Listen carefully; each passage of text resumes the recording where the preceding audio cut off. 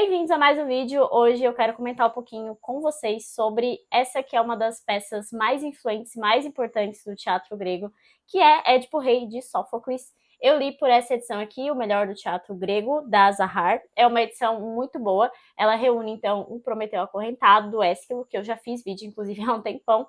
O Medeia, de Eurípides, que eu já fiz a leitura e acho que vou trazer para cá também alguns comentários, porque é uma peça, assim, sensacional. E, por fim, As Nuvens, do Aristófanes, que eu ainda farei a leitura.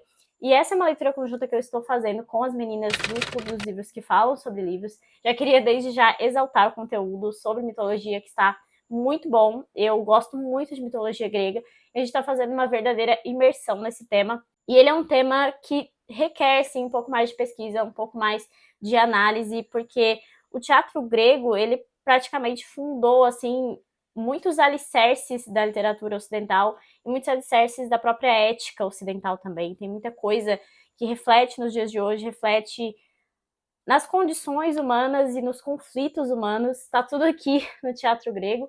Isso considerando que a maioria das peças que eram escritas naquela época se perderam, né, infelizmente. Então, o próprio Sófocles, que é o escritor dessa peça de hoje, né, que viveu aí em torno do século 400 a.C., ele viveu praticamente o século inteiro. Ele escreveu aí mais de 100 peças e somente 7 vieram para nós. Isso acontece muito, né, infelizmente, mas aquilo que nós temos contato já é, assim, tão impressionante, foi tão rico em cultura, tão rico em análises, enfim, é sensacional. Mas falando um pouquinho sobre Édipo Rei, eu pretendo fazer um breve resumo sobre a peça em si e depois partir, então, para algumas análises um pouco mais profundas que eu encontrei em alguns textos por aqui. Bom, a peça já começa com uma peste que está varrendo ali a cidade de Tebas. Édipo é o rei de Tebas, e aí já está o próprio nome da peça te dizendo, né, que o Édipo está nessa posição. É interessante pontuar, isso a Tati Feltrin falou nos vídeos dela, e é bem importante de entrar numa peça grega pensando nisso, que as pessoas elas iam mais para ver a definição e a interpretação que aquele autor deu para a peça, porque elas já conheciam todas as histórias, então são mitos gregos já consolidados na história, que todo mundo já conhecia, então muita coisa começa no meio, assim, né? Parece que a gente tá perdendo o fio da meada, a gente entra numa história do nada, mas eles já tinham esse conhecimento, é só a gente mesmo que tem um pouco dessa estranheza. Por isso, às vezes, faz mais sentido você fazer algumas pesquisas e entender um pouquinho desse mundo antes de entrar na peça, ou fazer isso depois também, não tem nenhum problema, você não vai perder a essência da coisa. Então tem essa peste que está assolando a cidade de Tebas e as pessoas estão esperando que o rei faça alguma coisa, né, o rei Édipo. E ele fala que já tomou uma atitude, ele mandou o cunhado dele, o Creonte, ir até o oráculo de Delfos. O oráculo de Delfos é um oráculo dedicado especialmente ao Febo Apolo, né, o deus Apolo, porque ele é um deus considerado, então, mais profético. Então, nesse oráculo, eles escutam profecias que podem responder as perguntas que eles têm. E muitas vezes essas perguntas são praticamente enigmas. As coisas não ficam muito nítidas, mas tem essa tentativa de buscar uma resposta. E o que acontece é que o Creonte vai voltar com a resposta do oráculo, que diz que somente a peste vai deixar a cidade de Tebas quando o assassinato do último rei, o rei antecessor do Édipo, for investigado e punido.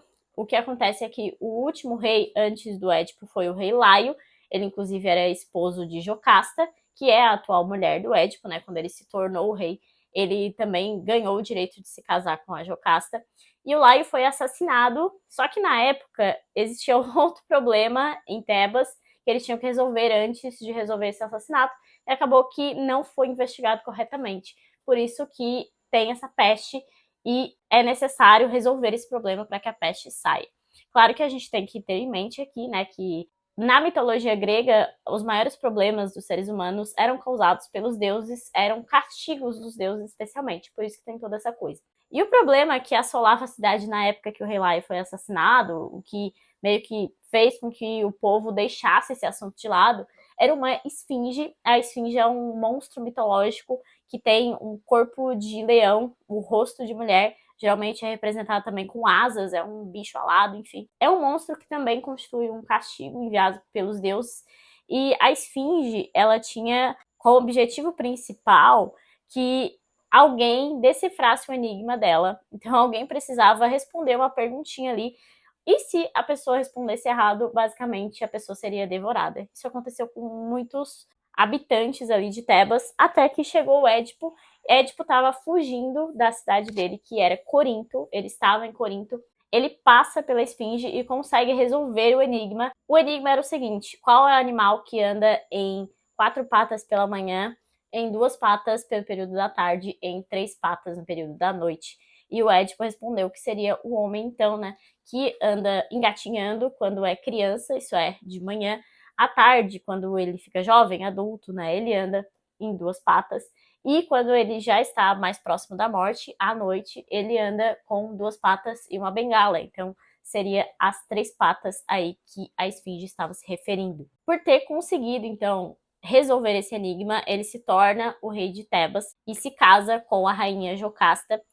E nesse meio tempo aí aconteceu o assassinato do rei Laio numa estrada ali que ele estava percorrendo, enfim, ele estava com o seu séquito e ele foi assassinado por aí um grupo de homens. Se dizia que era um grupo de homens ou um homem, enfim, tinha essa dúvida pairando aí no ar. Bom, então, o Édipo, que ele tem essa personalidade, assim, de ir atrás da verdade, de resolver os problemas, ele tem isso nele de uma forma bem nítida, assim, bem notória. Ele decide investigar e resolver isso e, desde já, ele já declara qual que é a punição para a pessoa que cometeu aquilo, né? Ela vai ser exilada de Tebas. Então, ele vai começar essa investigação para ver o que aconteceu, né? E ele também chama um profeta cego bem conhecido ali, que é o Tiresias. O Tiresias também vai aparecer em Homero. E o Tiresias já é bem velhinho, assim, um ancião, e ele consegue ver coisas que os outros não veem. E tem muito disso na própria literatura, né? A pessoa que fica cega e consegue ver além do que os outros conseguem ver. Isso também é importante nessa peça. E o Tiresias vai saber quem que é o assassino, ele sabe, só que ele não quer contar de jeito nenhum. E o Édipo vai até acusar de que ele tá tentando usurpar o poder dele, ele tá se aliando ali a Creonte, que é o cunhado dele, para tentar tirar o Édipo do poder, enfim. Ele faz tudo isso, ele tá acusando sem prova alguma, né? O Tiresias vai ficar tão irritado com essa afirmação que ele vai dizer: olha, Édipo, basicamente, quem assassinou o rei Lai foi você.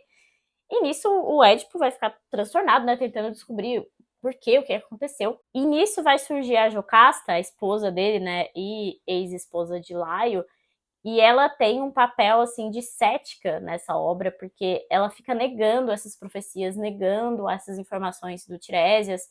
Ela até vai dizer para Édipo que existia uma profecia na época do Laio que ele seria assassinado pelo próprio filho, que era impossível, considerando que eles tiveram apenas um filho e esse filho foi morto nos montes ali. E eles ficam nisso de tentar descobrir o que aconteceu, o que o Tiresias está querendo dizer, quando aparece um mensageiro procurando o Édipo para dizer que o pai dele havia falecido por causas naturais lá em Corinto.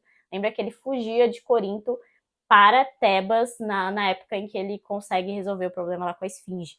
E ele estava fugindo porque ele também ouviu uma profecia que o assustou bastante. Ele recebeu a profecia de que ele mataria o próprio pai e se casaria com a própria mãe. E isso fez ele fugir de Corinto, né? Então, quando o mensageiro chega avisando disso, a própria Jocasta vai dizer: olha, tá vendo, mais uma profecia que é mentirosa, porque a profecia lá da sua infância falava que você ia matar o seu pai e o seu pai morreu de causas naturais. Só que aí o mensageiro vai dizer: não, mas você não precisa se preocupar tanto com essa situação aqui, porque na verdade você foi adotado. E eu mesmo te peguei, né, de um escravo aí que estava nos montes, porque aparentemente você ia ser assassinado ali por algum motivo. E aí eu acabei te acolhendo e levando para o rei de Corinto. Então você é adotado, você não é filho do rei de Corinto. E aí é aqui que a gente começa a entender as coisas e fechar esse quebra-cabeça de informações que o Sófocles vai te dando. Porque a Jocasta já está entendendo também o que aconteceu, ela foge daquilo, e o próprio Édipo ele vai ficar numa posição de querer saber a verdade, ele tem muito disso, né? Então ele quer saber de quem ele é filho, quais são as suas origens, ele até acha que a Jocasta fugiu daquela situação porque não ia aceitar a verdadeira origem dele, enfim. E nisso Édipo também vai se lembrar que quando ele chegou em Tebas, ele passou ali por um grupo de homens que não queriam deixar ele passar. e ele acabou tendo que matar aqueles homens para conseguir passar e chegar a Tebas. Então tudo vai começando a fechar na nossa cabeça para entender que, basicamente, Édipo é filho de Laio e Jocasta. Laio e Jocasta teriam dado ele para um escravo assassiná-lo naqueles montes em que ele foi encontrado. O nome Édipo, em grego, significa pés inchados, tornozelos inchados, enfim, algo nesse sentido, porque ele foi amarrado quando ele era bebê. E esse escravo que era para assassiná-lo ficou com pena e deu para esse mensageiro, que levou então para a família de Corinto, né, do rei de Corinto. Então, sim, basicamente a profecia estava correta. Ele assassinou o rei Laio, ele se casou com Jocasta e, pior, né, ele se deitou com a própria mãe e teve 4 filhos. Nesse momento que o Édipo entende tudo isso, ele fica tão transtornado com a verdade cega ele de uma forma tão absurda que ele mesmo se cega. Ele vai descobrir que a Jocasta já se matou lá dentro do palácio, ele volta pro palácio e descobre que aquilo lá aconteceu. Ele vai pegar um broche do vestido dela e cegar a si mesmo por conta daquele horror que é toda a sua vida. E por conta desses horrores também, ele vai, como ele mesmo tinha dito no começo da peça, vai se exilar, porque a pena que ele tinha determinado para o assassino de Laio era justamente o exílio. Então, basicamente, é esse o enredo da peça, e aqui nós temos praticamente o fundador do plot, né? O fundador daquela reviravolta que o próprio Aristóteles vai falar em Poética e vai dizer que essa peça é uma das peças mais bem feitas e mais bem amarradas nesse sentido, justamente por conta dessa reviravolta. Então, aqui na Poética de Aristóteles, ele vai comentar sobre essa situação, dizendo que reviravolta, conforme dissemos, é a modificação que determina a inversão das ações, e esta deve se dar retomando nossa fórmula segundo verossímil ou necessário, como ocorre no Édipo. O mensageiro chega pensando que vai reconfortar Édipo e libertá-lo do pavor que sente em face de sua mãe, mas, à medida que revela quem de fato era Édipo, produz justamente o inverso. Porque o Édipo, ele tem muito medo dessa coisa do pai ter falecido, porque ainda tinha uma parte da profecia, né, que ele casaria com a própria mãe. Ele fica receoso em relação a isso, mas é nessa hora que o mensageiro diz, não se preocupa, eles não são seus pais verdadeiros. Aí eu me pergunto, por que ninguém contou para esse homem antes que eles não eram os pais verdadeiros, né? Enfim, esperaram que ele fugisse e aconteceu tudo isso para depois contarem a verdade para ele. Reconhecimento, como o próprio nome indica, é a modificação que faz passar da ignorância ao conhecimento, modificação que ocorre na direção da amizade ou da hostilidade, envolvendo a distinção entre o que diz respeito à prosperidade ou à adversidade. A mais bela modalidade de reconhecimento é a que se dá com a reviravolta, como ocorre no Édipo.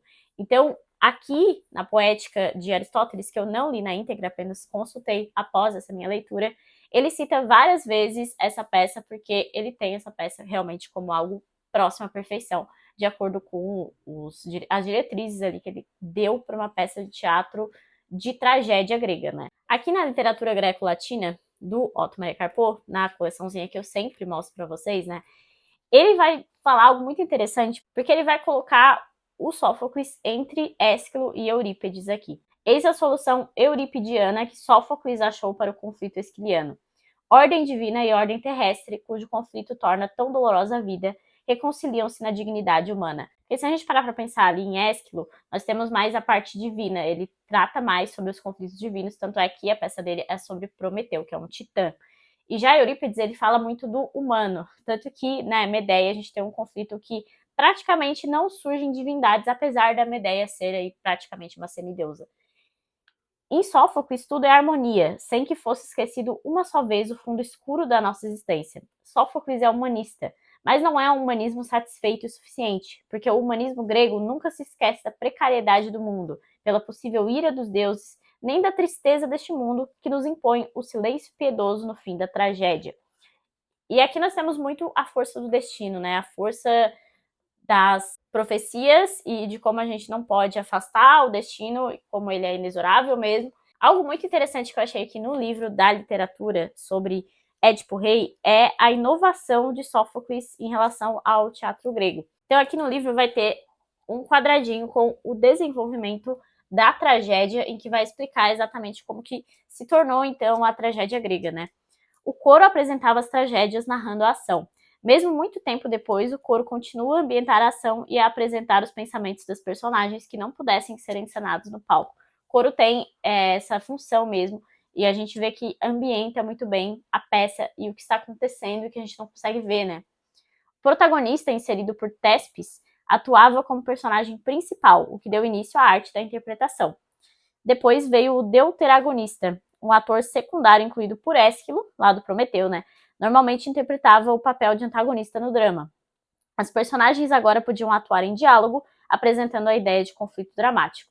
E aí depois veio o tritagonista, um terceiro ator introduzido por Sófocles, que assumia o papel de adversário, enquanto o deuteragonista tornava-se coadjuvante, uma espécie de assistente ou conselheiro do protagonista. Então a gente tem essa evolução do teatro grego que teve uma influência bastante importante por parte do Sófocles. Por fim, mais ou menos importante, eu queria trazer um pouquinho do mundo completo da mitologia grega do Richard Buxton.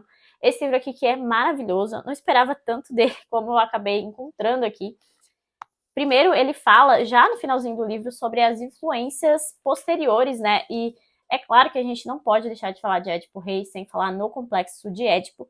Ainda que a influência dos classicistas britânicos tenha sido considerável, reduz-se a nada quando comparada ao impacto de Sigmund Freud, para quem os mitos eram significativos por oferecerem como os sonhos acesso à instância inconsciente da psique, um termo grego para alma. E não apenas isso, alguns mitos, afirmava, personificavam padrões de importância universal para o desenvolvimento psicológico humano, dentre os quais contavam-se os de Narciso e Electra, mas aquele a que Freud conferiu maior importância deu nome à verdadeira senha que distinguia os seguidores da psicanálise dos seus adversários, o complexo de Édipo, que para os cientistas encapsulava o desenvolvimento do ressentimento dos meninos em relação aos pais e do apego às mães.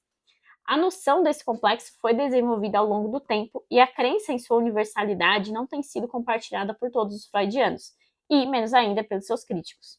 Até mesmo a leitura que Freud realizou daquele que considerava o texto edipiano fundamental, que é justamente o Édipo Rei de Sófocles, tem sido questionada por vários acadêmicos clássicos, pois se havia uma coisa que o personagem sofocleano não sofria quando matou o pai Laio, era ressentimento em relação à vítima, pela simples razão de que naquele momento ele acreditava ser filho de Pólibo, rei de Corinto. A despeito dessa e de outras objeções similares, não há dúvida sobre o efeito estimulante e libertador que a teoria freudiana tem exercido sobre artistas criativos em diversos campos.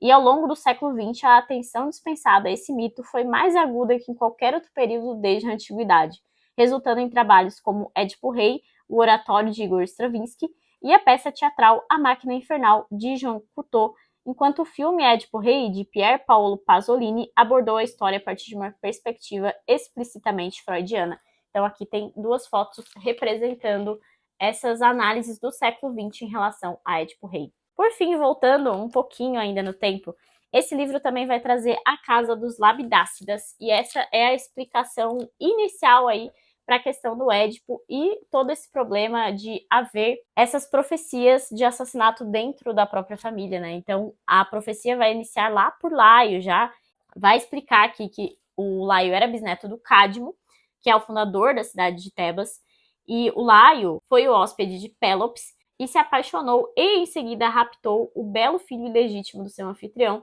rapaz de nome Crísipo. Um fato representado pelos gregos como o primeiro exemplo do sequestro pederástico.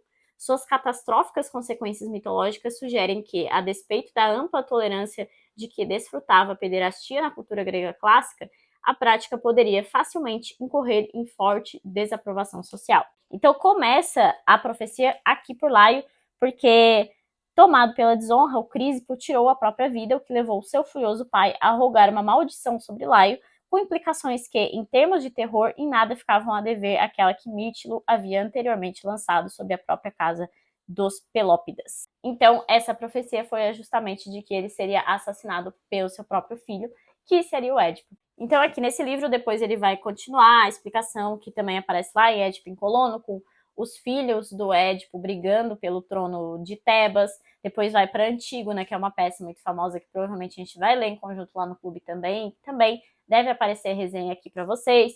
Os 7 contra Tebas, que é nesse meio tempo, nesse ínterim. Enfim, todas as coisas estão aqui explicadas nesse livro, então já deixo a recomendação para vocês dele também. Outra coisa interessante que eu queria comentar é o fato de que eu estou lendo Os Irmãos Karamazov, do Fyodor Dostoiévski, e o Freud tem uma análise bem de complexo de Édipo em relação ao Dostoiévski por conta desse livro. Basicamente, nesse livro também acontece um parricídio, um assassinato do próprio pai, e o Freud vai fazer uma análise em relação à vida do Dostoiévski e que ele poderia ter aí a própria epilepsia como um reflexo do ódio que ele nutria pelo próprio pai, que também foi assassinado, enfim. Mas o que eu observo em relação ao Freud na literatura, considerando que eu não entendo absolutamente nada de psicologia, só um pouquinho de literatura, é que ele sempre faz as análises do próprio autor em relação aos seus personagens, né, como se a obra fosse um reflexo necessário do próprio autor, que é algo que na literatura a gente sabe que não costuma funcionar bem. Mas é só uma curiosidade, enfim, mais uma coisa relacionada a essa peça. Por isso que é uma peça tão importante, tão influente e que até os dias de hoje tem tanta coisa pra gente conversar, né? Enfim, só alguns comentários breves aí sobre essa peça maravilhosa. Adoro mitologia grega e espero que tenha deixado vocês com um pouquinho de vontade de estudar esse mundo maravilhoso. Se vocês gostaram do vídeo, deixem uma curtida, deixem aí seus comentários. Lembre-se de se inscrever no canal, que isso me ajuda bastante. E até o próximo vídeo.